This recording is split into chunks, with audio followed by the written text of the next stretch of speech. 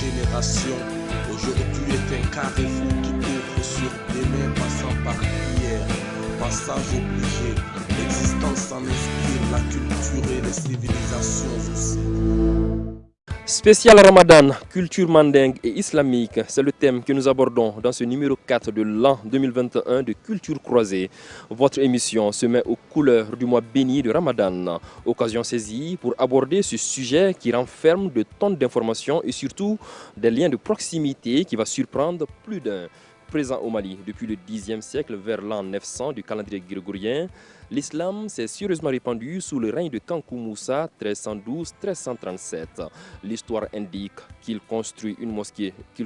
nouvelle mosquée chaque vendredi, quelle que soit la localité, lors de son voyage pour le pèlerinage à la Mecque vers 1324. C'est donc pour dire que la diffusion dans un premier temps et l'acceptation par la suite de la religion musulmane auprès de la population mandingue n'ont pas été assez compliquées, car la culture islamique correspondait parfaitement par beaucoup aux traditions adoptées par les habitants de l'époque. Nous vous donnons l'opportunité à travers ce numéro de Culture Croisée de mieux comprendre ce lien entre culture islamique et mandingue. Nos invités pour ce numéro de l'an 2021 sont Oudou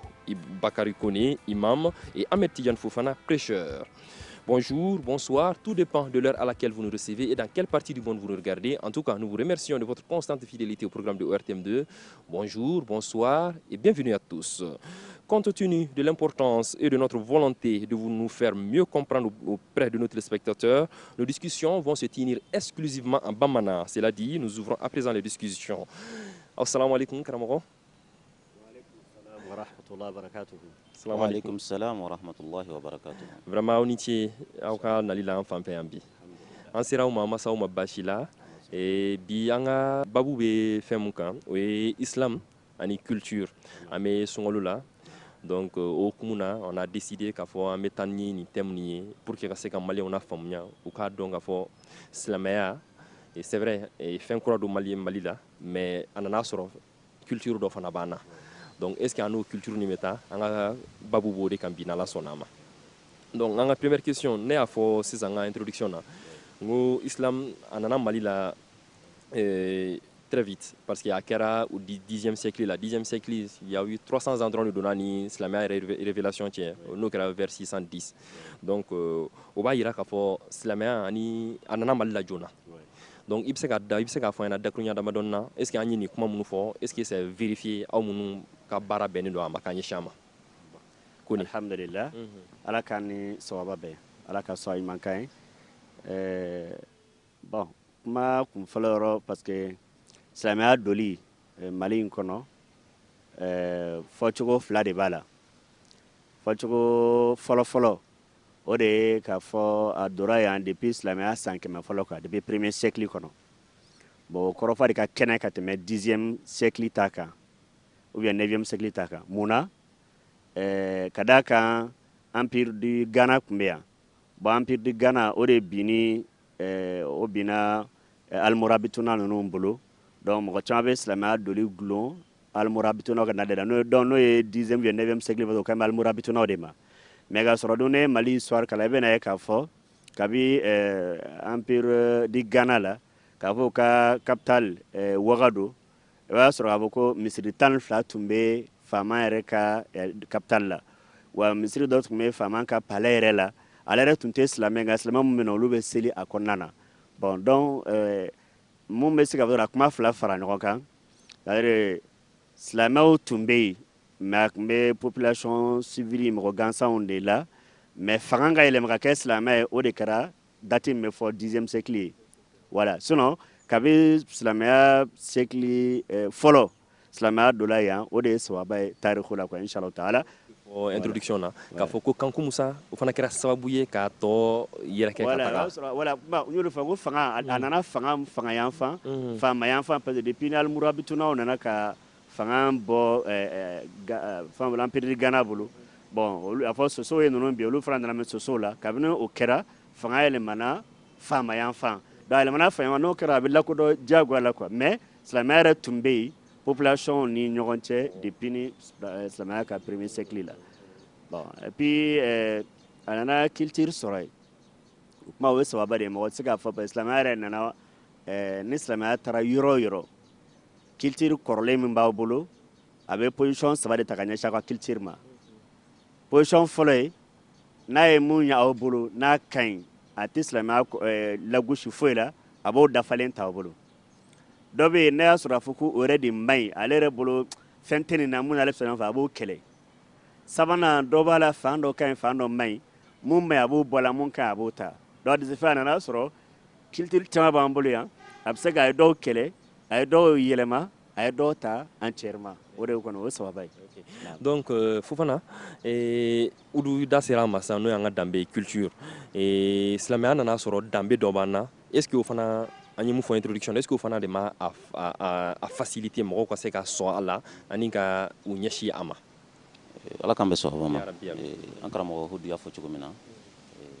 kelen de don ala k'an bɛ sɔn o ma silamɛya nana sɔrɔ an fɛ yan culture bɛ a tiɲɛ don i y'a fɔ cogo min o kɛra sababu ye silamɛya minɛli nɔgɔyara an ka mɔgɔw bolo kosɛbɛ parce que danbe ɲuman caman tun bɛ an fɛ yan silamɛya komi a y'a fɔ cogo min na silamɛya ka yicogo ka ɲɛsin o danbe ninnu ma caman bɛ a la silamɛya ye olu sabati parce que olu ni silamɛya bɛ ta o dɔ ye laadiriya ye laadiriya tun bɛ an fɛ yan silamɛya bɛna kuma min na a nana sɔrɔ o bɛ an fɛ yan fɔlɔ an b'a ye an ka maakɔrɔw nkalontigɛ o maloya tun bɛ an ka maakɔrɔw la n'u ye fɛn o fɛn min b'u da kɔnɔ hali n'a sɔrɔ diinɛmɔgɔ tun tɛ a ka ca ala fɛ an b'a mɛn u da kɔnɔ ko n'i i den don juru la ka i kumakan don juru la k'i bɛ fɔlɔ k'i kumakan de magɛn ka i den to yen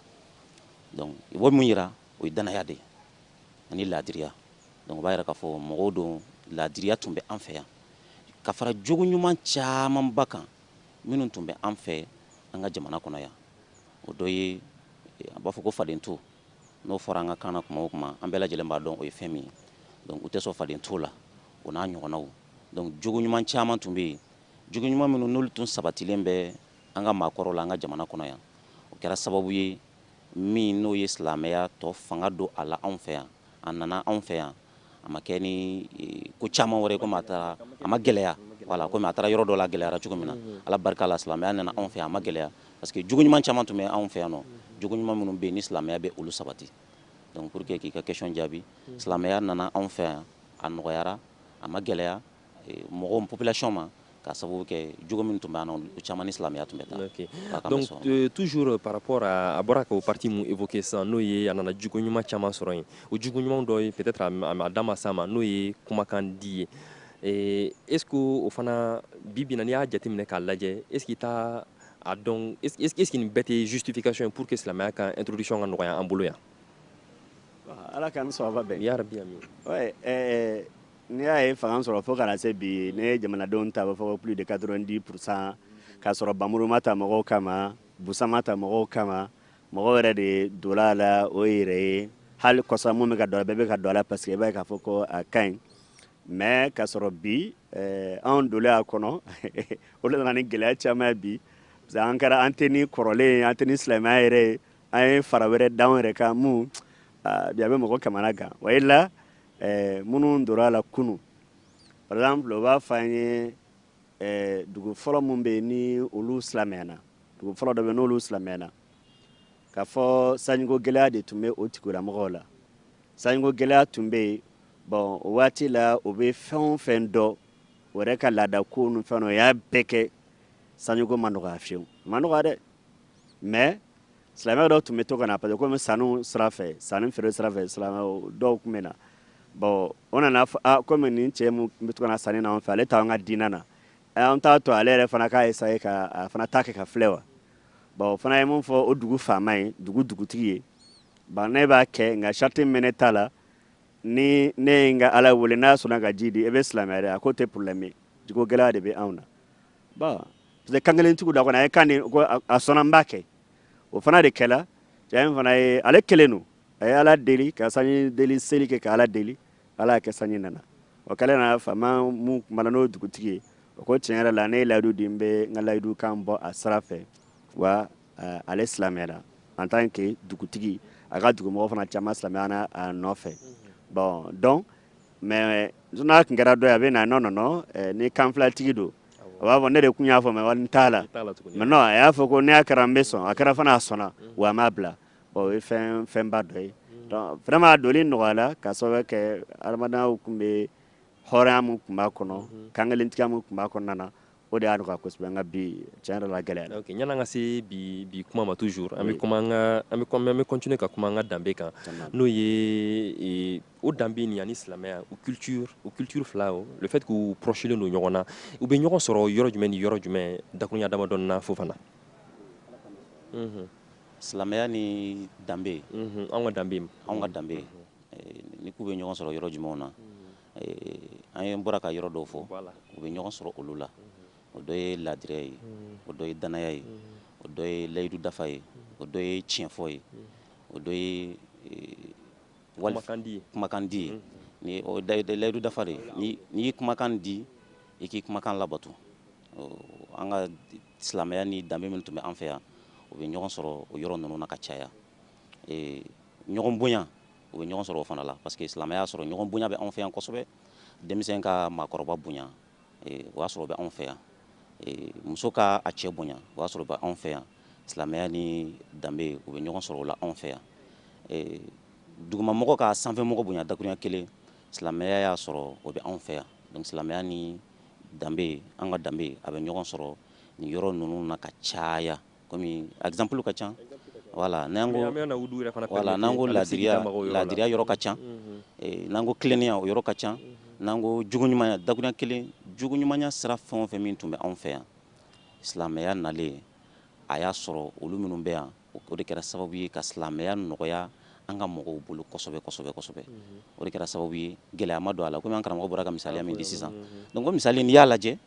mun ye silamɛya nɔgɔya faama bolo nin yɔrɔ la layidu dafa a ko ni ye nin kɛ i bɛ sɔn a ko n bɛ sɔn a kɛra a ye min ɲini o sɔrɔla min kɛ a fana ye layidu min ta a fana ye layidu bɔ a sira fɛ donc a ye layidu dafa a tugura a kumakan kɔ a bɛ mun fana yira ko ɲɛma in tun ye laadiri ye maa tilennen tun don n'i ko laadiri a tilennenya mɔgɔ tilennen tun don o b'a yira k'a fɔ mɔgɔ jɛngɛnen tun tɛ donc n'i ye silamɛya nana anw fɛ yan a nana jogo minnu sɔrɔ yan ani silamɛya tun bɛ taa ɲɔgɔn fɛ kosɛbɛ a caman an m'a fɔ a bɛɛ nka caman tun b'a la minnu ni silamɛya tun bɛ taa ɲɔgɔn fɛ komi an bɔra ka exemple minnu di sisan donc an bɛ wudu fana permettre dakuruɲa damadɔ na ne bɛ se ka exemple dɔ fana citer an ye o hukumu kɔnɔna la bon n'i ko i b'a fɔ ko silamɛya ni anw danbe bɛ ɲɔgɔn sɔrɔ fɛn mun na an bɛ se k'a fɔ ko bakurubala ka sigi ja voilà sigi ka ja parce que anw ka danbe kɔnɔ bɛnkanw bɛ yen mɔgɔ tɛ nin kɛ ten a bɛɛ sigi ja de o ni suɲɛli ma kɛ sigi de ja la ni mɔgɔ kɛra kankelentigiw ye sigi de ja la ni nanbara tɛ yen sigi de ja la ni nin kɛra a bɛɛ ye sigi jali de donc silamɛya fana bɛ fɛ mɔgɔw ka balo ka sɔrɔ u ka sigi ka di donc aw kana nkalon tigɛ aw kana suɲɛli kɛ aw kana ɲɔgɔn faga a ye hinɛ ɲɔgɔn na a ye ɲɔgɔn bonya a ye nin kɛ dɔwɛrɛ tɛ o a bɛɛ ye sigi bɛ diya anw yɛrɛ dama ni ɲɔgɔn cɛ donc u bɛ ɲɔgɔn sɔrɔ nin fɛnba mun na ni nin ye fɛnba yɛrɛ ye o bɛ ɲɔgɔn sɔrɔ de kɔnɔ donc i bɛ na exemple tɔ fɛn o fɛn di a bɛ o de kɔnɔna na parce que i bɛ ka fɔ an ka jamana kɔnɔna na o tun ye bɛnkanw kɛ bɛnkan ninnu bɛɛ tun ye ka sigi hali an ka sinankunya ninnu bɛnkan ninnu ka sigi ja anw bolo an y'a fɔ a nana o laada sɔrɔ yen nka silamɛya m'a kɛlɛ c'est-à-dire t'a fɛ k'a fɔ ko silamɛya dɔw kɔnɔ ko sinankunya ye haramu ye jamais to bɛ silamɛ da ka d'a kan bɛɛ b'a dɔn tiɲɛ don silamɛya dɔ tɛ bali n'anw yɛrɛ tɛ a tɛ silamɛ jamana tɔw la mais quand même a bɛ anw fɛ yan parce que silamɛya y'a sɔrɔ a bɛ yan mais bɛnkan don ka sigi nɔgɔya anw bolo ka sigi ja anw bolo o fɛn don quoi donc a y'a sɔrɔ fɛn ɲuman don a fana y'a ta ni mun bɛ a b'o kɛlɛ mun ka ɲi a bɛ diya ni o ye mɔgɔw dɔw ka critique ka bon kosɛbɛ diinɛ fanfɛla la dɔw ko diinɛ kɛra sababu ye ko k'an danbe caman latunu e bɛ se ka mun de jaabi olu mɔgɔ lasuguw ye ala k'an sababa bɛn an bɛ min fɔ o tigilamɔgɔ tɛ anw danbe de dɔn n'a b'an ka histoire dɔn a t'o kuma fɔ quoi n'a bɛ histoire dɔn a t'o fɔ mais kuma bɛ fɔ kosɛbɛ voilà minnu b'a fɔ vraiment o tɛ histoire de dɔn quoi o tɛ histoire dɔn o bɛ a tigi bɛ kuma na ten walima a y'an danbe kɛ fɛn dɔ ye parce que n bɔra ka fɛn min fɔ introduction na o kuma in ka bila ɲɛkɔrɔ kuma bɛɛ ni silamɛya nana a bɛ laada wala a bɛ saba dɔrɔn kelen soit a k'a bɛɛ ta a ka ban a bɛɛ la wala a ka yɛlɛma don a la bon peut-être n'a banna minnu na olu bolo ko n'a sɔrɔ n dɔrɔn b'o de la o ko wɛrɛ ye mais a ye minnu ta n'anw sera ka taa an ka tariko la mali yɛrɛ don dumanba minnu tɛmɛn'a kɔnɔ dina jɔyɔrɔ bonna kɔnɔ i bɔra se ka Kango Musa fɔ Mali yɛrɛ ka lakodɔn duniya kɔnɔ k'a fɔ ko jamana bɛ min tɔgɔ ye Mali duniya kɔnɔ Kango Musa don a ka heji de kɛra sababu ye a lakodɔnna jamana dɔ kunna mɔgɔw t'an dɔn diɲɛ wɛrɛ mɔgɔ t'an dɔn nka an kɛrɛfɛmɔgɔ dɔrɔn de tun b'an dɔn nka duniya mɔgɔ k'an dɔn k'a fɔ ko jamana min tɔgɔ ye Mali fo ka carte bɔ ka faama a taatɔ heji la a tun b'a ka so sanfɛ ni a ka ɲaamɛ sanfɛ ni sanu bere mun ye bon Mali yɛrɛ a yɛrɛ tun bɛ tɛmɛ a yɛrɛ ka heure tɛmɛ na tuma bɛɛ ni journal tun bɛ daminɛ dɔrɔn i b'a ye Kango Musa ka fɛn de o de kɛra carte fɔlɔ ye Mali ka ye duniya kɔnɔna na k'a fɔ ko Mali bɛ yen a ka mun n'a ka heji dɔn silamɛya de kɛra sababu ye a lakodɔnna wa fana a ye baara mun kɛ yanni a tɛmɛna yɔrɔ minnu na a ye fɛn mun k'a ka o senfɛ masha Allah sɔnba kabini Mali lakodɔnna o cogo in na a kɛra sababu ye ɲɛɲininikɛlaw olu dɔw wulila fo ka na Mali kɔnɔ yan n'o dɔ ye Ibn Battuta bɛɛ b'a dɔn Ibn Battuta ye Marocain don yaalala duniya jamana caman na Inde b'a la Chine b'a la mais an ka Mali in kɔnɔ yan précisément ka bɛn 1352 Kango Musa ka règne kɔfɛ voilà Kango Musa kɔfɛ dɔ tun bɛ ko Suleiman Suleiman de tun bɛ fanga na o wagati la o tile de ma donc 1352 tariku b'a fɔ a ye mun balo Mali kɔnɔ a waati la kalo 8 kalo 9 dɔ y'a kɛ kalo 9 dɔ y'a kɛ kalo 8 ye a kɔni bɛ kalo 8 a tɛ dɔgɔya n'o ye a tɛ caya ni kalo 9 ye a ye Mali bɛɛ yaala a waati wa a ye sɛbɛnni kɛ parce que sɛbɛnnikɛla don a taara duniyɔrɔ a ye sɛbɛnni kɛ nka a ye fɛn min sɛbɛn Mali kan bon i b'a ye k'a fɔ ko vraiment a bɛ mɔgɔ nisɔndiya n'i y'a ye Mali bɛɛ bɛ waso n'a ye waso gansan tɛ dɛ olu mun sɛbɛnna parce que fɛn fila in tun bɛ ɲɔgɔn na de danbe ɲumanw ni diinɛ fɛn donna ɲɔgɔn na a ye fɛnba min fɔ n'a ko ale kabakɔrɔ la kosɛbɛ a ka yala n'a ye ko jamana in kɔnɔ hakilisigi tun bɛ yan dɛ hakilisigi tun bɛ yan ko i bɛ don jamana kun fa kun yani mɔgɔ fo ne siranna k'a fɔ ko wara bɛna n ka fɛn dɔ minɛ mais k'a fɔ ko mɔgɔ de bɛ bin i kan suɲɛli tɛ yen bingani tɛ yen a ko ale b'o seereya parce que a ye kalo 8 de balo jamana kɔnɔ filanan tɔɲɔli tun tɛ yan faama tɛ jɛn n'a ye mɔgɔ ka tɔɲɔ ale yɛrɛ tɛ mɔgɔ tɔɲɔ bon e b'a ye k'a fɔ an bɛ se k'a fɔ k'o ye farafin yɛrɛ bɛɛ danbe de ka kɔrɔ e ma ala kɛra ale sara ala taara a ye sababu bila ka taa Éthiopie mun na parce que ko faama dɔ bɛ yen mɔgɔ tɛ tɔɲɔ a ka jamana kan o de la silamɛw ka bɔli fɔlɔ kɛra ka na Éthiopie de kɛlɛ yɛrɛ denmuso tun b'a la Rokhaya tun b'a la ani Usman bin Affan nana Éthiopie mun na ko mɔgɔ tɛ tɔɲɔ faama ka jamana kan wa an fana tun bɛ yan ten n'an danbe fana tɔɲɔli tun tɛ yen nka ni diinɛ kɛlen ka ɲɔgɔn ta diinɛ ye tɔɲɔli fana haramuya donc ko tɔɲɔli tun tɛ yan fiyewu a ko ale b'o fana seereya a ye mun fana ye k'a b'o seereya fana mɔgɔw ka diinɛ ko tun ka bon parce que kantigi don o ye kadi dɔrɔn an b'a la a tɛna fɔ bi ne de ko n b'a la mais n t'a la k'o tun b'a la o diinɛ tun ka bon u bolo kosɛbɛ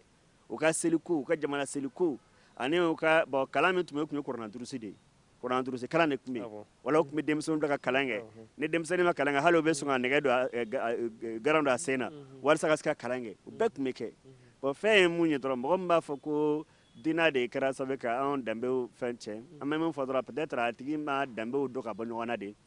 i ma a tɛ a yɛrɛ ka danbe dɔn walima silamɛya dɔn a tɛ silamɛya dɔn mais n'i b'a fila dɔn i b'a dɔn silamɛya sɔnna mun na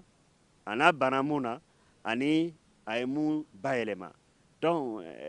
mais n'a banna mun na ne ko i bɛ basé o de kan an tɛ ɲɔgɔn ye effectivement voilà an tɛ ɲɔgɔn ye donc Udu ka kuma kɛrɛfɛ fo fana e bɛ se ka mun de fɔ ka fara o kan Udu ka kuma kɛrɛfɛ ne bɛ min fɔ ka fara kan an kɔni b'a ye jamana in kɔnɔ yan a ka ca la mɔgɔ min bɛ nin kuma sugu fɔ i b'a sɔrɔ a bɛ se ka kɛ a tigi bɛ dɔ dɔn danbe ko la mais a tɛ fɛn dɔn diinɛ ko la sinon ni mɔgɔ bɛ dɔ dɔn diinɛ ko la i t'a fɔ k'a fɔ ko silamɛya nalen de ye an ka danbe k'a y'a tiɲɛ ayi i tɛ se k'o fɔ parce que an karamɔgɔ bɔra ka misaliya minnu fɔ sisan maaba minnu tɛmɛna an ka jamanaw kɔnɔ olu ka nɔw n'i y'olu lajɛ i b'a ye u ye silamɛya sankɔrɔta ka jamana in sankɔrɔta u taara yɔrɔ yɔrɔ la u yera yɔrɔ yɔrɔ la donc k'a fɔ ko silamɛya nana anw ka jamana kɔnɔ k'a ye dɔ bɔ a y'an ka danbew tiɲɛ anw b'a ye en général mɔgɔ min b'a fɔ i b'a sɔrɔ a tɛ fɛn dɔ silamɛya la n'i y'a mɔgɔ caman ye n'i y'u la kɔlɔsi i b'a sɔrɔ an b'a fɔ ko minnu bɛ kɔrɔlen kan mɔgɔ caman b'i yɛrɛ danbeya ka taa olu ma lagosili tɛ mais kuma n'a fɔ cogo dɔn an bɛ jamana min kɔnɔ voilà an bɛ hakɛto ɲini mɔgɔw fɛ en général a mɔgɔ caman ye u tɛ caman kalama diinɛ ko la sinon silamɛya ala kɛra y'a fɔ an ye k'a fɔ sallallahu alaihi wa sallam la imana liman la amanata lahu k'a fɔ limanɛ tɛ mɔgɔ la mɔgɔ min ni danaya t'i la danaya n'i ko k'i bɛ danaya ta danaya kɔrɔ ka dun dɛ wala dina liman la ahada la wa dina yɛrɛ tɛ mɔgɔ la mɔgɔ min layidu t'i la n'i ko k'i bɛ nin kuma ninnu ta ka nin kuma kelen kelenna sɛgɛsɛgɛ i b'a ye silamɛya nana au contraire danbe minnu tun bɛ anw fɛ yan komi an karamɔgɔ y'a fɔ cogo min silamɛya ka yeta ye fɛn saba ye ka ɲɛsin danbe ninnu ma donc danbe damadɔ i b'olu de lajɛ jogo damadɔ de tun b'an ka jamana kɔnɔ silamɛya nana sɔrɔ minnu bɛ yen ala ko k'olu bɔ yen i n'a fɔ gulɔmi maakɔrɔ dɔ tun bɛ minnu tun bɛ gulɔ min donc silamɛya banna gulɔ la carrément a ye gulɔ bila an k'o bɔ a la pewu donc i b'a sɔrɔ yɔrɔ dɔw bɛ yen olu ka taacogo kun y'o ye silamɛya y'o bɔ a la effectivement mais k'a fɔ anw ka laada ye t'an ka yɔrɔ min sɔrɔ Mali kɔnɔ yan k'a fɔ ko jamana dɔ tun bɛ yen ko minnu kun dɔnnen don ni janfa ye ne ma dala n'o bɛ yen a ka gɛlɛn wala minnu dɔnnen don ni nkalontigɛ ye wala minnu dɔnnen don ni namara ye o ka dɔgɔn dɛ donc silamɛya nana sɔrɔ o jogo minnu bɛ yen silamɛya kumana olu jogo ninnu de kan k'a sabati pour que hadamadenw ka se ka sabati o jogo ninnu kan silamɛya nana ka n'o de fɔ mais kuma caman mɔgɔw b'a fɔ k'a fɔ ko silamɛya nana an danbe minnu sɔrɔ silamɛya olu b'o ye olu caman bɛ kuma fɛn minnu kan i b'a sɔrɔ silamɛya ka yeta tɛ olu ye silamɛya ma sɔn olu caman ma Maron y'a faamu fɛn caman tun bɛ yen fɛn dɔw tun bɛ yen silamɛya ma sɔn olu ma i ye gulɔ min ta exemple la voilà n ye gulɔ min ta exemple la silamɛya bann'o ma bagan caman fana bɛ yen o sogo dunni bolisɔn ninnu silamɛya bann'o ma dɔn dɔw tun bɛ kɛ i n'a fɔ Moriba Yasa ninnu o dɔn modèle ninnu silamɛya bann'olu ma laada minnu bɛ yen n'a bɛ hadamaden kɛ so la ka kɛ diɲɛ de kan o tuma silamɛya banna o laada ninnu ma o de la an b'a fɔ ko kuma caman mɔgɔ minnu bɛ nin kuma ninnu fɔ i b'a sɔrɔ u tɛ silamɛya dɔn kosɛbɛ ko an karamɔgɔ fɔ cogo min na i b'a sɔrɔ u tɛ silamɛya dɔn u tɛ laada fana dɔn walima danbe ye min mais an ka o laada ninnu i yɛrɛ ka kuma fɔlɔ mɔgɔ hali bi an b'a fɔ olu mɔgɔw sugu ma ko conservateur a ka d'olu ye o voilà donc est ce que an ka olu laada ninnu est ce que olu ka ɲi de wa ou bien an kan k'u bila de bon laada dɔw bɛ yen an karamɔgɔ y'a fɔ cogo min silamɛya banna olu dɔw la mais est ce que an kan ka est ce que fana kan ka kɛ sababu ye an k'a bila kuma bɛ yen yɔrɔ de la ka laada ninnu bila n'i ko k'i ye silamɛ kuranɛw de fɔ an ɲɛna o de ko fi silimi k'a fa aw don silamɛya la aw bɛɛ a dafalen aw bɛɛ ka don aw kana don k'aw tɔ to kɔfɛ donc ni silamɛya ka yeta kɛra an ka laada fɛn fɛn na k'a fɔ k'o man ɲi an b'o bila an bɛ diɲɛ kɔ carrément parce que n'an ma diɲɛ kɔ an tɛ ala sɔrɔ ni silamɛya ko ko min ka ɲi an bɛ o ta n'a ye min lajɛ n'a ko ko nin fan dɔ ka ɲi a fan dɔ man ɲi donc fan min man ɲi a la an b'o bɔ a la fan min ka ɲi an b'o ta donc silamɛya ka yeta kɔni ye min ye laadaw la n'a ko ko laada o laada man ɲi o laada bɛ bila misaliya la fɛn dɔ tun bɛ anw fɛ yan an tun b'a ye o b'a ko Moriba Yasa dɔn silamɛya ko k'o man ɲi an b'o bila de ka da mun kan parce que silamɛya ko k'a man ɲi silamɛya ka yeta la haramu don ko ɲuman tɛ fɛn caman b'a kɔnɔ minnu man ɲi donc silamɛya ko k'a bila ni silamɛya ko k'a bila choix tɛ silamɛya bolo o la n'i ko i ye silamɛya ka ban ni silamɛya ko fɛn o fɛn min man ɲi i b'o bila de donc justement Udu an ka n'a y'o Moriba Yasa ta exemple la parce que a critiquew caman ne n'u yɛrɛ dɔw ye baro kɛ u y'o de fɔ ko par exemple ko silamɛya kɛra sababu ye an arabisera hali an tɔgɔw olu bɛɛ yɛlɛmana ka kɛ arabu tɔgɔw ye a bɛ se ka mun de jaabi bon ala k'an ni sababa bɛn yarabi amin dinɛ tɛna pour que ka se ka mɔgɔw danbe tunu abada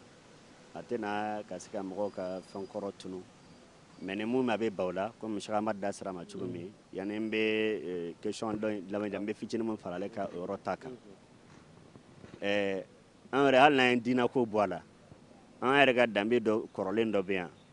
n'i ye k'a fɔ ko bi ne ni e bɛɛ parler fini ɲuman man kan na wallahi an y'olu de bila sinon n'o tun bɛ a tɛ ko an ka fini ɲuman don an kan na n'i y'a ye an bɛ so ɲuman jɔ bi hali bi village bɛ yen tɔliso tɛ se ka jɔ olu la munna parce que ɲɔgɔn kutigɛ de bɛ yen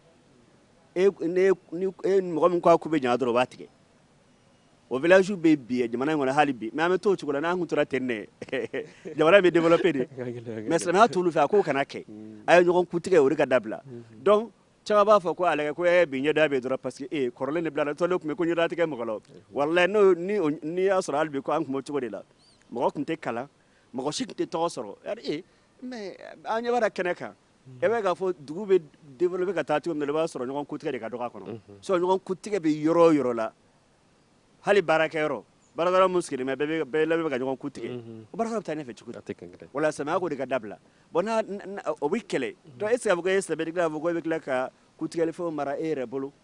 donc o ye o fan dɔ ye donc pour que k'i ka kuma lasurunya an ka hɛrɛ de b'a la an ka hɛrɛ de b'a la a b'anw de ka adamadenya ɲa anw yɛrɛ bolo bon Moriba Yasa ta in fana mun n'a nana n'a ye silamɛya b'anw kalan c'est à dire fɛn mana kɛ cogo o cogo kelenya bɛ di Ala de ma ani Moriba Yasa bɛna kun mun na dafalen don wala mɔgɔ dɔ de bɛ ko n ka karisa taara dugutɔ la n'a nana n bɛ marabaya dɔn nin ka denko gila n'a ye den sɔrɔ n bɛ marabaya dɔn n bɛ nin kɛra mais n bɛ marabaya tɛ se ka den d'a tigi ma mais sɔrɔya b'a fɔ de ko non i ka i da fali ala de la ni ala de ye nin kɛ n bɛ tile 2 sun ala ye marabaya in a falila fali cogo wɛrɛ de la wala a falila fali cogo mais n bɛ saraka ci nin yɛrɛ bɛ taa e ka dɔn nafa bɛ jɔn ne kan wala ne ko ni nin kɛra n bɛ marabaya dɔn dɔ wɛrɛ tɛ o e bɛ fini wolon de kana dɔrɔn ka dɔn de kɛ mais o dɔn in bon a nafa tɛ se mɔgɔ fo ni mɔgɔ yɛlɛla dɔrɔn mais ni n ka banabaatɔ kɛnɛna n bɛ 2000 kɛ saraka ci ye fantanw bɛ nafa sɔrɔ sama ko k'a kɛ o de ye ni a kɛra n bɛ nin kɛ i bɛ ɲuman dɔ fɔ mun hɛrɛ bɛ se mɔgɔ ma a y'a falo dɔrɔn de la dan y'o fɔ ni mun ma so a ka sɔrɔ bi a ka yɛlɛma dɔ a la m'a fɔ i kana dafalen ta a ta ala la ma ko min tun bɛ ka koro mɔgɔ kelen kɛ i b'a ɲini ala fɛ n'a sabatira hɛrɛ dɔ kɛ dɔ ye bon mun ye tɔgɔko yɔrɔ fanfɛyɔrɔ ye silamɛya yɛrɛ ye diinɛ mun ye a tɛ ban tɔgɔ la fo charte de b'a la n'a y'a sɔrɔ a fɔ tɔgɔ in ye jo majamu la a bɛ jo de majamu wali a bɛ kafiri kuntigi de majamu silamɛya bɛ ban tɔgɔ la ka da o de kan a bɛ ban tɔgɔ la o de kama wa ila silamɛya tɛ ban tɔgɔ la misaliya nka wala e n'a fɔ mɔgɔ min tɔgɔ ye dugukolo mɔgɔ min tɔgɔ ye ngolo yani silamɛya tɛ bɔ tɔgɔ dɔ la hali bi ngolo bɛ an na dugukolo tɔgɔw bɛ anw na yani silamɛya tɛ balo la ka d'a kan kafiri majamu tɛ fɛn tɛ mais waati min na an ka mɔgɔw dora silamɛya la mɔgɔ fɔlɔfɔlɔ minnu dora silamɛya na kuma bɛɛ b'a dɔn adamaden kuma bɛɛ misala surun bɛ kɛnɛ kan an yɛrɛ minnu ye karamɔgɔ ye an tɔgɔmaw ka ca dɛ munna parce que mɔgɔ min ko diyara ye a ka di i ko tigi tɔgɔman da o donc an ka mɔgɔ b'a ye an fa kɔrɔkɔrɔ minnu dora silamɛya na mɔgɔ minnu kɛra sababu k'olu don silamɛya na parce que o b'a ye cɛ dɔ olu tun bɛ n'an ka laada kɔrɔlenw ye ɲumanw tun bɛ yen mais juguman b'a la o yɛrɛ tun degunnen bɛ ni juguman ye ka se degré mun na mais a dan tɛ an ka juguman dɔ la hali mɔden tigi kunbɛn n'a bolila ka so dɔrɔn a bɛ sa an b'o dɔn hali bi mɔgɔ bɛ balo la o e n'a tɔ ten dɔrɔn i ka du kɔnɔna na ne mɔden kɔntara k'a bolo ka ne kunbɛn n'a gosira a bɛ bin ka sa o fɛn ninnu tun bɛ yen mɔgɔ se ka maga e la e se ka gɛrɛ mɔgɔ la mais mun nana ka na aw bɔ o degun bɛɛ kɔnɔ a tigi bɛ ko diya ye donc n'a ko diyara i b'a tɔgɔ da bon a b'a sɔrɔ ale mun nana n'a ye ka se ma ale nana n'a ka tɔgɔ mun ye donc nin tɔgɔ ye Mohamed an bɛɛ b'a tɔgɔ Mohamed Seni Modibo ka nin tɔgɔ joli bɛ Mali in kɔnɔ yan a ko diyara mɔgɔw ye de Cheikh Amala tɔgɔ joli bɛ jamana in kɔnɔ olu m'a fɔ ka mɔgɔ tɔgɔ da ten mais parce que a ko diyara o ye o y'a tɔgɔ da ko in y'o de ye sinon wala sinon silamɛya de m'a fɔ ko fo ka tɔgɔ ko ye diyagoya la dɛ mais a nana sira mun fɛ dɔrɔn karisa vraiment a ye hɛrɛ mun kɛ ne ye waleɲuman dɔ kama ne b'a tɔgɔ da nin fana y'a tɔgɔ da bon tɔgɔ ninnu kɛra ten o la silamɛya tɛ ban an ka tɔgɔkɔrɔ ninnu na madama ni charte de b'a bila an y'a fɔ a bɛ a yɛlɛma ni tɔgɔ in ye jo tɔgɔ de ye bon e n'a fɔ par exemple normalement na ɲamanton tiɲɛ yɛrɛ la silamɛya bɛ se ka ban ɲamanton na san b'a dɔn ɲamanton tɔgɔ bɛ da mun na ka caya a bɛ se ka kɛ mun daminɛ sisan ko ɲamanton n'a tɔgɔ dara mɔgɔ wɛrɛ la o ye ko wɛrɛ ale ta mais ɲamanton fɔlɔ min bɛ da den ko gɛlɛyala muso ma donc n'a nana den dɔ sɔrɔ mun parce que ni den dɔ nana o bɛ fatu n'a nana o bɛ t'o kalifa ɲamanton na n'o balila dɔrɔn a tɔgɔ da ko ɲamanton parce que a taara kalifa mais silamɛya bolo la la ɲama fɛn ye nɔgɔlen de e y'a cɛ ka bɔ ka so k'a nɔgɔlen don ale Bamakɔ a kaburu Lafiyabugu kaburu dɔ kɛrɛfɛ ɲamanton cɛla bɛɛ kuma cɛla ko k'a cɛ ka bɔ yen mais n'a fɔra ko o de bɛ den di mɔgɔ ko bɛ taa den kɛlɛ ko bɛ den balo silamɛya tɛ jɛn n'o de ye bon ne silamɛya ko ka da o ye mɔgɔ hakili ɲamina n'o fɛ donc n'a fɔra ko k'o dabila tɔgɔ min bɛ da parce que o den taara fili ɲamanton na ko k'o tɔgɔ da silamɛya tɛ jɛn n'o tɔgɔ sugu ye o la an bɛ se k'an ka tɔgɔ ninnu bɛɛ da wa ban foyi tɛ kɛ tɔgɔ ninnu na ala k'an sababa ya Rabbi ami donc maintenant an bɛ passer aspect wɛrɛ la n'o ye héritage ye aw bɔra ka nin fɛn fɛn fɔ tantôt tellement que a ka di on a l'impression que halisa an yɛrɛ bɛ fɛ ka taa an ye a tile kɔnɔna la mais bi an t'a tile kɔnɔna la o héritage in aw bɛ se ka dakuruɲa fo fana finalement an ka danbe ani silamɛya héritage jumɛn de b'a la bi ala k'an bɛ sɔn an ka danbe ni silamɛya tiɲɛ min bɛ sɔrɔ a la bi voilà hakili ka ɲininkali kan bɛ kɔnɔ exactement alhamdulillah rabbil alamin anw ka danbe n'an ka silamɛya an b'a fɔ bi anw b'o tɔnɔ de kɔnɔ komi an karamɔgɔ ko da sera a ma cogo min n'i y'a ye bi an bɛɛ bɛ fini ɲumanw don an bɛ samara ɲumanw don an bɛ don mobili ɲumanw kɔnɔ an bɛ si so ɲɛnamaw kɔnɔ ala filɛ baara min na nin nin ka se ka développer tan alhamdulillah nin ye silamɛya ka tiɲɛ dɔ de ye ani an danbe ka tiɲɛ dɔ de ye nin parce que silamɛya bɛ ɲɛtaga de ɲini kuma bɛɛ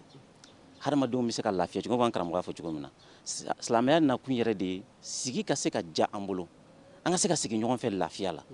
an ka balo ɲɔgɔn kɛrɛfɛ lafiya la hakilisigi kɔnɔ komi a ye Ibn Battuta min fɔ ne k'a fɔ a ko a nana an fɛ yan a y'a sɔrɔ hakilisigi bɛ yan wa silamɛya ka yeta ye o de ye donc silamɛya nana sɔrɔ an ka maakɔrɔw bɛ taa sira min kan silamɛya nana ka dɔ fara o kan donc silamɛya ye dɔ farali min kɛ o kan o kɛra sababu ye hakilisigi nana an b'o tiɲɛ dɔ de la bi sinon a ye min fɔ an b'a dɔn an ka maakɔrɔ dɔw tɛmɛna waati dɔw tɛmɛna o wagatiw la ko minnu tun bɛ yen ni an tun continuera o fɛ hali bi sisan b'a sɔrɔ an ma bɔ an nɔ la fɔlɔ sisan b'a sɔrɔ an ma taa yɔrɔ si fɔlɔ parce que ka d'a kan o donna ko minnu tun bɛ yen nɔ an b'a dɔn ni maa min tun bɛ se ko la o de tun bɛ se ka ko dilan maa o maa tɛ se ko la i tɛ se ka ko dilan donc ni diɲɛ tun tora o cogo la dɔnni bɛ min bolo ɲɔgɔn kutigɛ ɲɔgɔn mago sa ka dabali jugu kɛ ɲɔgɔn na ne bɛ fɛn ɲuman ye e bolo ne muso ɲuman y'i bolo ne mana ɲɛ b'a fɛ ne bɛ ko sugu bɛɛ kɛ ka dabali sugu bɛɛ kɛ ka fɛɛrɛ bɛɛ tigɛ fo ko muso in bɔsi e la diyagoya hakilila o tuma an ka jamana kɔnɔ yan walima silamɛya de nana k'o dabila o dabilali bi o kɛra sababu ye maa caman muso tigɛra dɛ e bɛ den sɔrɔ den ɲuman an b'a ye nin den kan ka kɛ fɛn dɔ ye sini an bɛ taa an sen da o den ka ko kan k'a ɲɛɲini cogo bɛɛ la fo o ka ɲɛnamaya o ka hadamadenya ka se ka lanɔgɔ soit an ka faga soit an ka dabali jugu ni walima ko dɔ k'a la min bɛ se k'a ka hadamadenya lanɔgɔ a bolo donc silamɛya nana k'a jira k'a fɔ o wale jugu min n'an b'o kɛ ni o ye kojugu ye silamɛya y'o kɔn ka haramuya fɛn minnu man ɲi k'a fɔ fo k'a bɔgɔra dɔn c'est k'a fɔ ka tolilenya fɔ donc o kɛra sababu ye an ka maa minnu donna silamɛya la olu y'a ye k'a fɔ o jugu minnu filɛ nin ye ninnu tɛ jugu ɲumanw ye ninnu tɛ ko ɲumanw ye fiyewu donc u y'olu bila ka bɔ a la donc olu minnu bilala ka bɔ a la o kɛra sababu ye bi alhamdulillah a bɛ dɔn ko karisa nin den min filɛ nin taamasiyɛn min filɛ a la a bɛ se ka kɛ maa ye don n'a nataw la donc a bɛ to yen a bɛ balo a b'a ka hadamadenya kɛ a bɛ dugu bɛɛ lajɛlen nafa a bɛ dugu bɛɛ lajɛlen nafa donc o ye tiɲɛ dɔ ye bi alhamdulillah an bɛ tiɲɛ min kɔnɔna la an ka maakɔrɔw kurukanfuga tɛmɛna charte minnu fɔr'o la i b'a charte caman lajɛ silamɛya bɛ ban min la o ye damadɔni dɔrɔn de sinon a camanba de bɛ yen silamɛya sɔnnen don minnu ma donc silamɛya nana k'olu sabati donc an bɛ lafiya min na bi silamɛya ka lafiya don ka fara an ka danbe kɔrɔw kan ka fara an ka jogo kɔrɔw kan sinon wagati kɔrɔ tɛmɛnenw an ka maakɔrɔ tɛmɛnenw olu ka wagati n'i y'o wagati dɔw ta ko minnu tun b'o kɔnɔ n'an tun continuera o ko ninnu caman fɛ wallahi bi an bɛ yɔrɔ min na sisan ma sɔrɔ an tɛ yen an tun tɛ nin baro yɛrɛ kɛ parce que hali bi ne y'a ye ne n'ale bɛ sigi an bɛ baro kɛ ale ye ne ka karamɔgɔ de ye ne ye kalan k'a bon n'i y'a fɔ ne n'ale ka sigi kɛnɛ kelen kan o ye bi ye sinon kunu i ni karamɔgɔ a tɛ se i tɛ sɔn a ye min fɔ cɛkɔrɔba dɔw tun bɛ na hali u mɔden tɛ sɔn ka boli k'u kunbɛn hali bi a kelen kelenninw bɛ yen mais a man ca mais kunun de a tun ka ca kosɛbɛ mɔgɔ caman tun bɛ yen n'a fɔra ko karisa ye nin ye n'a bɛ bɔ n'a sɔrɔ a bɛna bɔ a ka du kɔnɔ sisan k'a bɛ taa yɔrɔ dɔ de la i b'a sɔrɔ mɔgɔ de bɛ bila sira la ayiwa a ye sira bila karisa bɛ nale donc bɛɛ bɛ don mɔgɔ dɔw bɛ yen n'u ye labɛn dɔw kɛ a bɛ hakɛ to muso t'u ye ni ɲɛ dara olu kɔni kan u b'a fɔ n'a sɔrɔ muso lajɔlen don o kɔnɔ o bɛ segin a kɔfɛ n'i y'a ye n'a sɔrɔ i bɛ lahalaya dɔ la a b'i ka lahalaya yɛlɛma lahalaya tɛ yɛlɛma ka taa ɲuman fana la dɛ a bɛ yɛlɛma ka taa juguman de la donc ni fɛn minnu filɛ nin ye nin ye ka hadamaden siran hadamaden ɲɔgɔn ɲɛ de ka mɔgɔ siran i mɔgɔ ɲɔgɔn ɲɛ nin b'o de yira donc silamɛya nana o ko minnu bɛ an ka danbew kɔnɔna la an ka jogow la k'o jogo ninnu sama k'olu bɔ a la i b'a ye olu bɔlen kɔ a la dɔrɔn lafiya nana donc o lafiya min nana bi an b'a fɔ alhamdulillah an sigilen bɛ o tɔnɔ de kan c'est à dire an b'o yiri de suma kɔrɔ bi wa an bɛ k'o de den dun bi an bɛ k'o de tɔnɔ dun bi donc o de an b'o de lafiya kɔnɔ dakuruɲa kelen na donc bien entendu an bɛ continuer tiɲɛ nin kan aw ye valeur caman fɔ mais bi bi in na est ce que an bɛ se k'a fɔ ko o valeur ninnu est ce que an bɛ se k'a fɔ ko u bɛɛ ma tiɲɛ an bɛ k'u bɛɛ lakari dɔɔni dɔɔni ala k'an sababa bɛn e b'a dɔn duniya bɛ taa cogo minnu na kilisiriw bɛ don ɲɔgɔn na ka taga an bɛ kumana kɔrɔlen mun kan silamɛya bɛ don waati min o y'a sɔrɔ an ka kilisiri o dama dɔrɔn de tun bɛ yan ni kilisiri wɛrɛ nana fara o ye silamɛya ta de ye nka taalen ɲɛ colonisation kilisiri nana donc n'o dora a diyara a ma diya o kilisiriw dora ɲɔgɔn na ka na se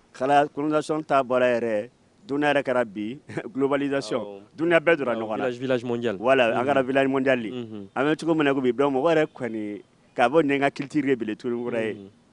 a kɔni fɛn dɔ de bɛ ka imposer bɛɛ kan sisan a diyara ye a ma diya ye surtout nouvelle technologie ni minnu ni fɛn mun nana donc fɛn bɛɛ ɲagamuna bi bon idan an kɛra bi an tɛ ni an yɛrɛ danbe kɔrɔlen an tɛ ni silamɛya fana ta fana ye tuguni kura ye parce que culture wɛrɛw donna a kɔnɔna na ka da bɛɛ kɛra village mondial mun ye donc o de ye fɛn bɛɛ gɛlɛya an bolo parce que ni silamɛya ni an ka culture sera ka ɲɔgɔn adapter ka taa ni ɲɔgɔn ye ka taa mais culture wɛrɛ mun nana don a kɔrɔ sisan nin taara kalan kɛ Amérique kan nin taara kalan kɛ Chine kan nin taara yan fɛ kan nin taara yan fɛ kan o nana n'o culture ye nin fana baara o nana n'o culture ye arabu jamanaw fana na c'est à dire silamɛya bɛ o ye tiɲɛ nka arabu jamanaw fana n'u ka culture fana bɛ yen donc nin fana ye kalan kɛ arabu jamanaw o nana n'o fana culture ye donc bi kɔni ala k'an sutura tiɲɛ yɛrɛ la culture kelen tɛ yen bi mɔgɔ bɛ se k'a fɔ ko o ye bolo fadena silamɛya ta ɲuman t'an bolo bele an yɛrɛ danbe ta ɲuman t'an bolo bele dɔw yɛrɛ bɛ olu sigikun yɛrɛ bɛɛ n'a bɛɛ dɔrɔn kan an yɛrɛ ka danbe tɔni min b'an bolo k'o kɛlɛ ka bɔ yen dɔw ta sigikun ye silamɛya ta mɛn k'o kɛlɛ ka bɔ yen dɔw tɛ dɔw ta nin bon tiɲɛ kɔni na kɔni a bɛ wele ko de sira'ul saqafa a bɛ ko compétition de bɛ culture dama ni ɲɔgɔn cɛ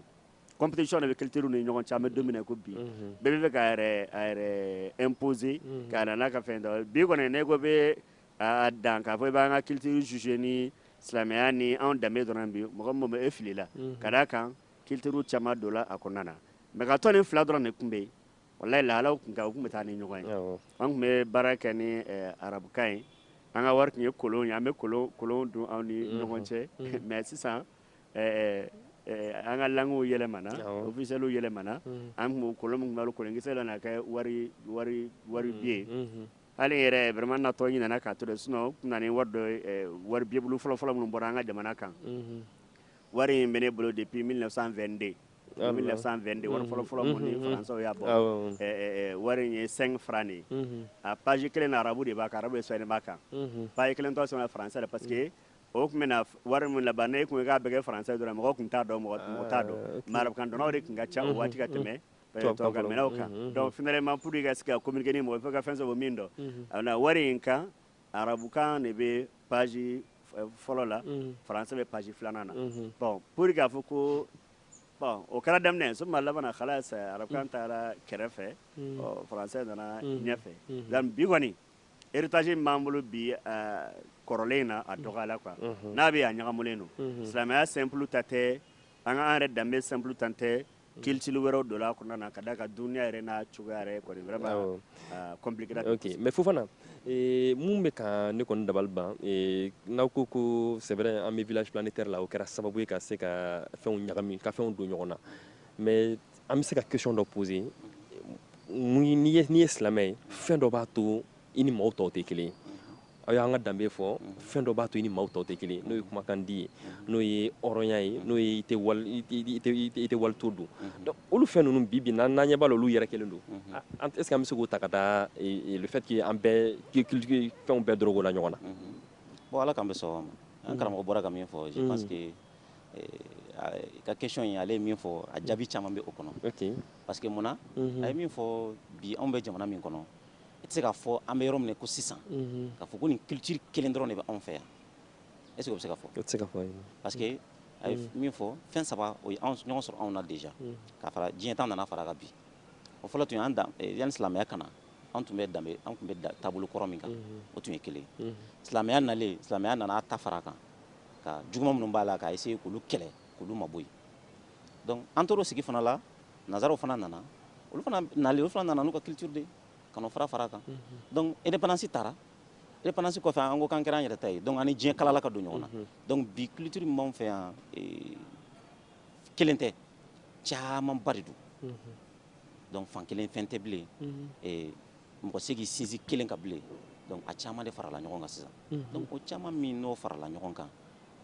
Mario ka question n ka question bɛ ka t'o sens de kɔnɔna la donc est ce que o fana kɛra sababu ye an ka nin fɛn ninnu bɛɛ la an ka nin danbe ninnu bɛɛ tiɲɛ nin danbe ninnu bɛɛ ka tiɲɛ kelen tantɔ ka taga bon an bɛ se k'a fɔ tiɲɛ yɛrɛ la o jouera an ka danbe kan kosɛbɛ an ka jugu a jouera kan kosɛbɛ parce que a ye min fɔ jamana kɔnɔ jamanaden cayara kalan cayara kalan suguya cayara kalan kɛyɔrɔ cayara kalan kɛbaga cayara jamana kɔnɔ i bɛ taa sɔrɔ minnu ye arabu kalan kɛ n'o le diinɛ kalan t'a sɔrɔ olu taara kalan kɛ jamana mun na o jamanaw tɛ kelen dɔw taara Arabie Saoudite dɔw taara Maroc dɔw taara Iran donc olu taara o jamana minnu ka ɲi culture dɔ b'o jamanaw ka ɲi olu dɔw taara o culture ta kana n'o ye k'o fara u ka diinɛ kan donc i b'a ye diinɛmɔgɔ yɛrɛ dama kuma dɔ la i bɛ taa sɔrɔ hali an ka culture taabolo yɛlɛma don n'o fana la o ye fan dɔ ye minnu fana ye hali tubabu kalan kɛ i bɛ taa sɔrɔ olu fana taara kalan kɛ jamana minnu o jamanaw fana tɛ kelen dɔ taara Faransi dɔ taara Amérique dɔ taara Allemagne dɔ taara Canada dɔ taara Belgique donc u taara kalan kɛ jamana minnu fana la i b'a sɔrɔ culture minnu fana bɛ yen kuma caman olu dɔ fana y'o culture fana ta ka na n'a ye donc o fana nana fara culture wɛrɛ kan donc i b'an ka jamana lajɛ bi ni maa min ye diinɛmɔgɔ ye i b'o lajɛ i bɛ diinɛmɔgɔ yɛrɛ dama lajɛ kuma dɔw la an ka culture tɛ kelen effectivement toujours par rapport à ça n'an ko dɔnniya an b'a dɔn k'a fɔ dɔnniya de bɛ mɔgɔw dɛmɛ an ka se ka fɛn caman faamu mais bi bi in na dɔnniya o bɛ ka taa kɔfɛla la parce que diɲɛ ɲɛsinnen bɛ bɛɛ ko k'a ka wari de sɔrɔ est-ce que o fana tɛ sababu dɔ ye bi mun bɛ k'a to an bɛɛ bɛ ka tunu tiɲɛ yɛrɛ la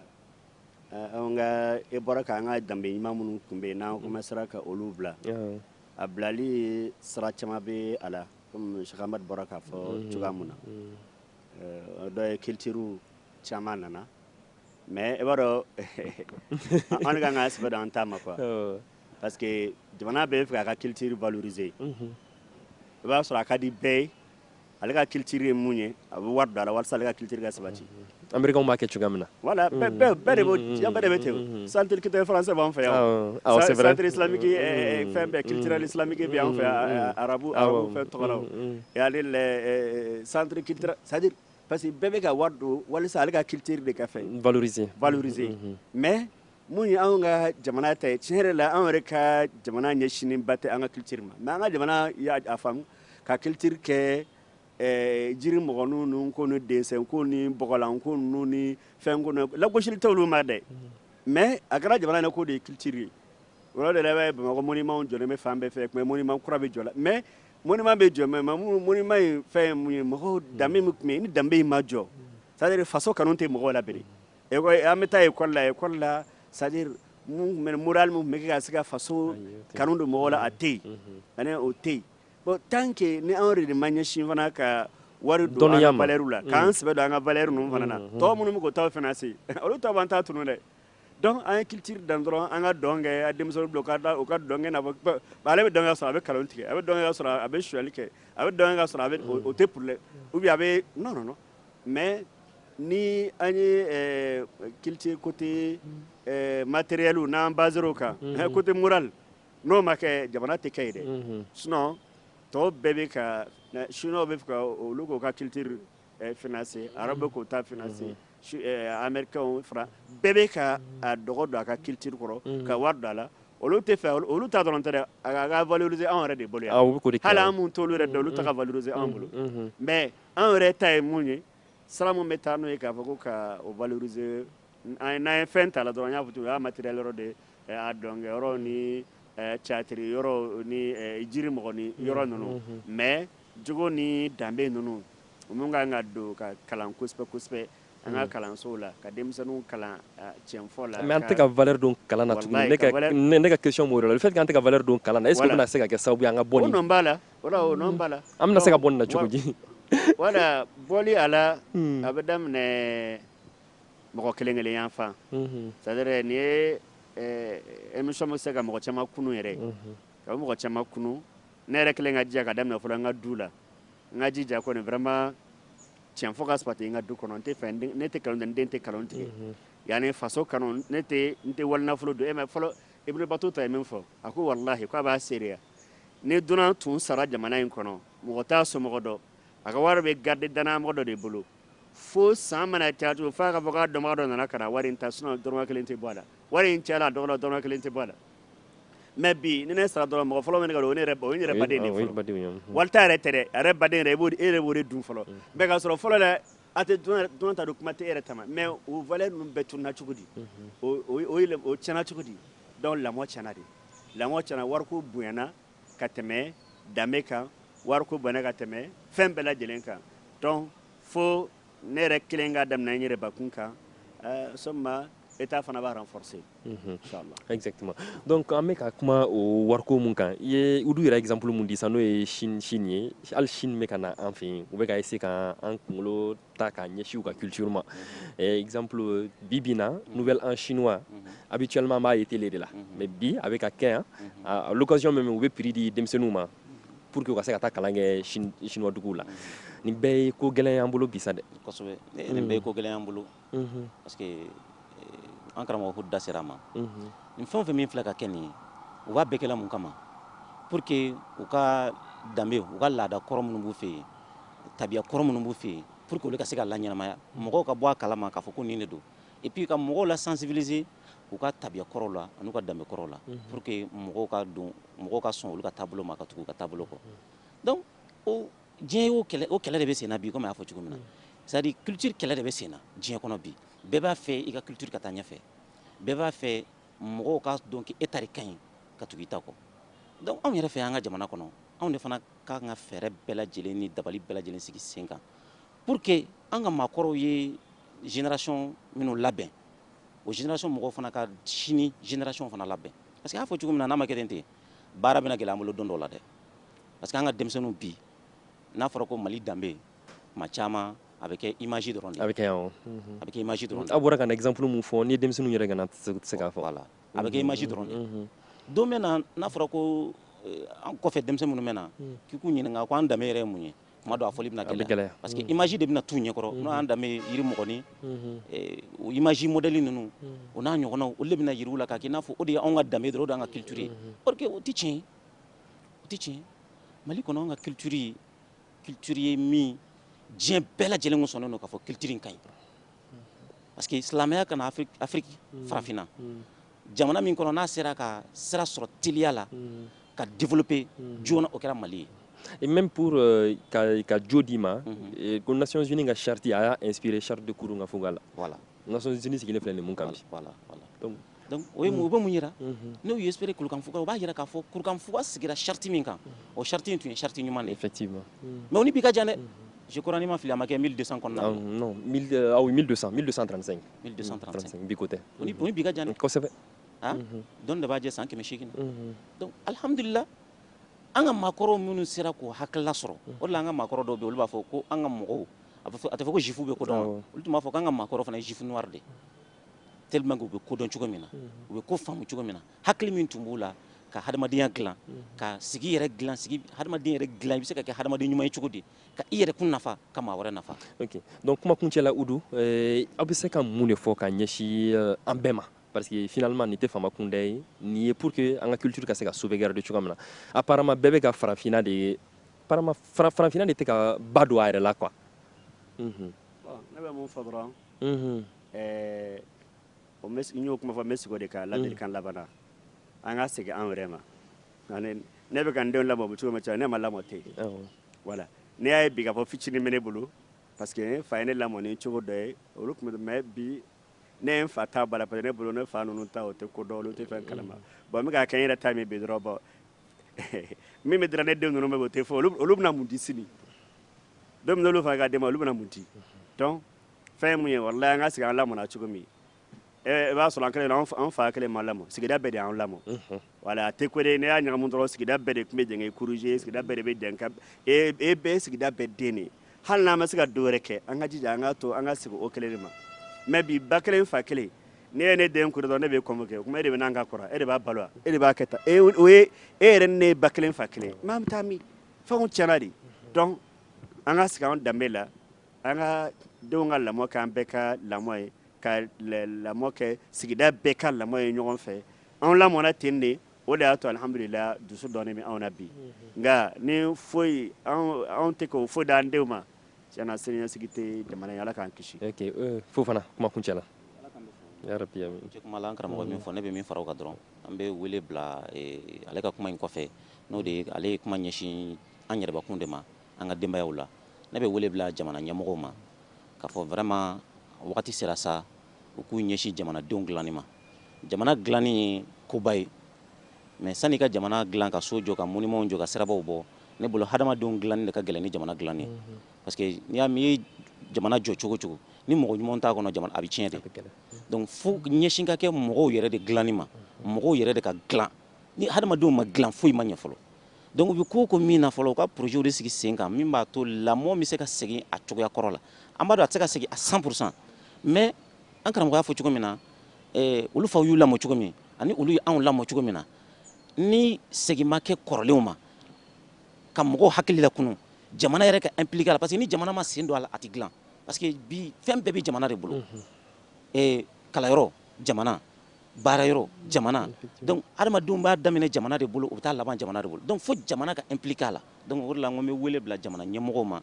u ka fɛɛrɛ bɛɛ ni dabali bɛɛ lajɛlen sigi sen kan hadamadenw bɛ se ka dilan cogo di parce que a ye kuma dɔ fɔ a ka kuma kɔnɔ n bɛ o fɔ ka kuma kuncɛ o ye jumɛn a ko n'i y'a jateminɛ bi danaya dɔgɔyara laadiriya dɔgɔyara baarayɔrɔ la sonyɛli ka ca yɔrɔ o yɔrɔ n'i taara i b'a sɔrɔ danaya tɛ yen bilen hali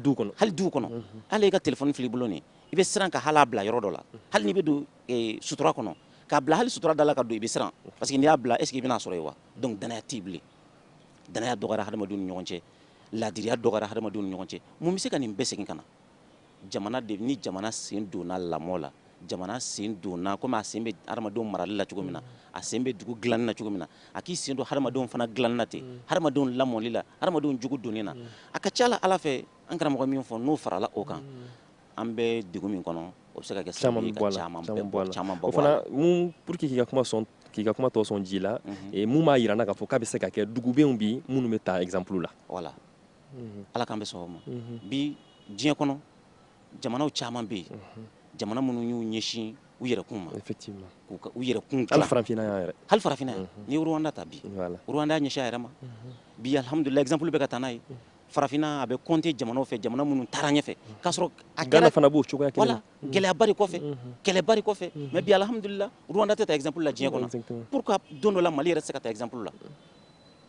Rwanda jamana ɲɛmɔgɔw jɔra cogo min n'an ka jamana ɲɛmɔgɔ fana jɔra ten ka fara jamanadenw kan siga foyi t'a la don dɔ la an fana ka jamana bɛ ta k'a kɛ exemple ɲuman ye diɲɛ kɔnɔ an bɛ ala deli o de la ala ko sabati fana exactement o fana m'i ka kuma sɔn ji la ni exemple an bɛ kuma kuncɛ n'a ye ko maliyɛn dɔ de y'a baro yɛrɛ k'an ye k'a taara Rwanda pour dire k'a fɔ ko danbe bɛ yen halisa a taara Rwanda a ye taxi ta ko hôtel ni fɛn ɲɔgɔn cɛ aéroport ɲɔgɔn cɛ k'a sera ko fɛn y'a ɲininka kɛsi la o y'a ɲininka hôtel accueil la o y'a ɲininka k'i ka taxi ta baro dɔrɔn sen fɛ dɔrɔn k'i ka taxi ta joli k'a ko 1000 ko aéroport ni yan cɛ a ko non ko tɛ tɛmɛ 400 kan donc a ye taxi u ye aéroport mɔgɔw wele ko taxi mun nana n'a ye k'a ka na ni warimisɛn k'a nana warimisɛn bila hôtel accueil la donc malien yɛrɛ de nin baro k'an ye voilà donc pour dire k'a fɔ c'est possible voilà a bɛ se ka kɛ voilà a bɛ se ka kɛ c'est possible ni jamana mun ye nin kɛ jamana de sen donna a la voilà ni jamana ma sen don a la nin tɛ se ka kɛ n'a danna taxi tigi dɔrɔn ni a ye mɔgɔ min ta o dɔrɔn ma ale tun tɛ se ka bɔ a kalama cogoya si la mais mun y'a to ale bɔra a kalama parce que jamana sen donna a la jamanadenw fana b'u ka baara la o ye jamana de parce que n'i y'a mɛn ko jamanadenw de don ala y'a ɲɛmaya kalifa minnu na an bɛ wele bila olu de ma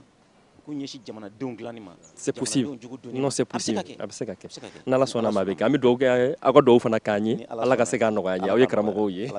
ala k'a ɲaga d'an ma vraiment aw ni ce baro diyara kosɛbɛ en espérant que minnu fana y'an lajɛ u ye caman tɔmɔ an ka kuma la an bɛna baara kɛ n'a ye fana en tout cas n b'o de dugawu de ɲini maliyɛn bɛɛ lajɛlen fɛ nin kun y'an ka émission ye spécial ramadan donc an y'an profiter ramadan fɛ ka kuma di diinɛmɔgɔw ma mais en même temps an ma ɲinɛ an ka danbe kɔ parce que diinɛ ni danbew bɛɛ bɛ taa ni ɲɔgɔn ye vraiment aw ni ce an bɛ aw bɛɛ lajɛlen fo aw ka so ni émission ni c'était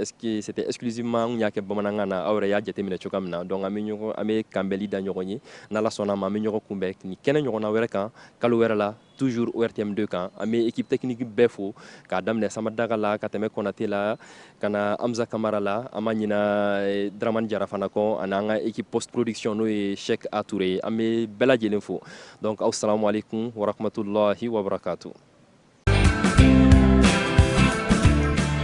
Hier, aujourd'hui et demain. Trio des temps, trio d'hommes, trio des générations. Aujourd'hui est un carrefour qui couvre sur des mains passant par hier. Passage obligé. L'existence en inspire la culture et les civilisations aussi.